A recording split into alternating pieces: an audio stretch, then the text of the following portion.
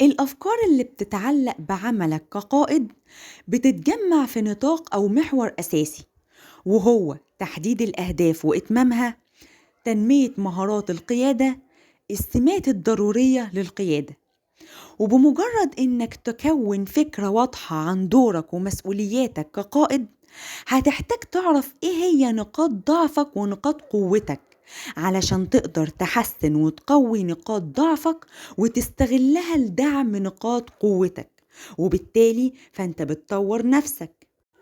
طيب أنت حددت أهدافك، لازم يكون في الأهداف دي هدف واحد على الأقل مرتبط بالتعلم وتنمية الذات علشان تقدر تطور نفسك وتنمي قدراتك، لأن التركيز على تنمية المهارات الرئيسية جزء مهم من الدور العام للقيادة.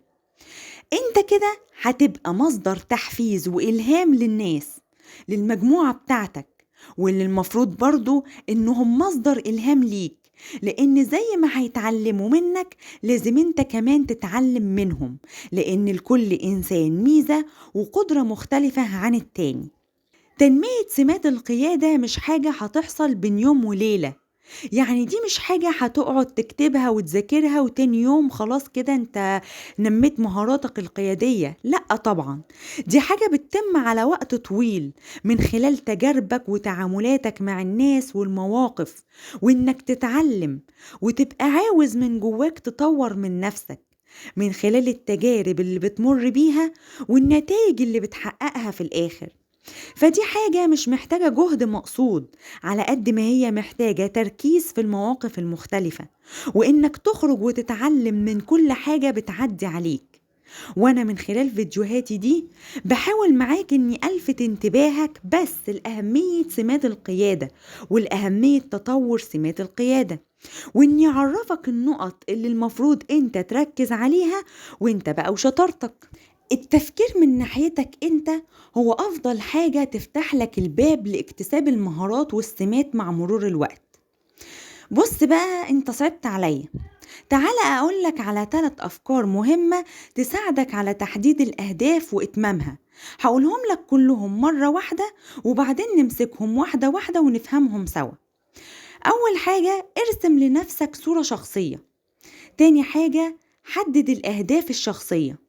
تالت حاجة، حدد الأهداف المهنية. حلو كده، دول ال3 أفكار لتحديد الأهداف وتنفيذها. طيب يلا بينا على أول فكرة. أول حاجة قلنا إيه؟ ارسم لنفسك صورة شخصية، واوعى تقولي هجيب ورقة وقلم وارسم ولون. لأ طبعا، مش ده المقصود خالص. المقصود هنا إنك تقيم نفسك، تقول لنفسك أنا شاطر في إيه وضعيف في إيه، يعني إيه هي نقاط قوتك ونقاط ضعفك. ولازم يكون الدور اللي بتأديه والمهمة اللي عاوز توصل لها قصاد عينيك كده وانت بتفكر وتقيم نفسك، لانك لازم تحدد نقاط القوة والضعف في الاتجاه اللي انت عاوز تروح له او في الهدف اللي عاوز توصل له. وايه هي قيمك، يعني ايه المهم بالنسبة لك، وايه الطرق اللي بتفضلها علشان تكسب الفلوس، وايه المواقف اللي عاوز تتجنبها وتبعد عنها، وايه هي الانجازات اللي انت حققتها في حياتك. والاهم من كل ده بقى، عاوز الناس تفتكرك بايه بعد ما تموت، بعد عمر طويل طبعا. الاسئلة دي مش انا اللي المفروض اجاوب لك عليها، لان طبيعي هجاوبها لك بالشكل المثالي، لكن انت نفسك ادرى بنفسك وقادر على انك ترد بصراحة قدام نفسك. علشان كده مهم انك تسأل روحك الاسئلة دي وتجاوب بمنتهى الصراحة علشان تقدر ترسم اقوى واوضح صورة حقيقية لنفسك مش لحد تاني. بس يا سيدي، وهنكمل بقية الافكار الحلقة الجاية.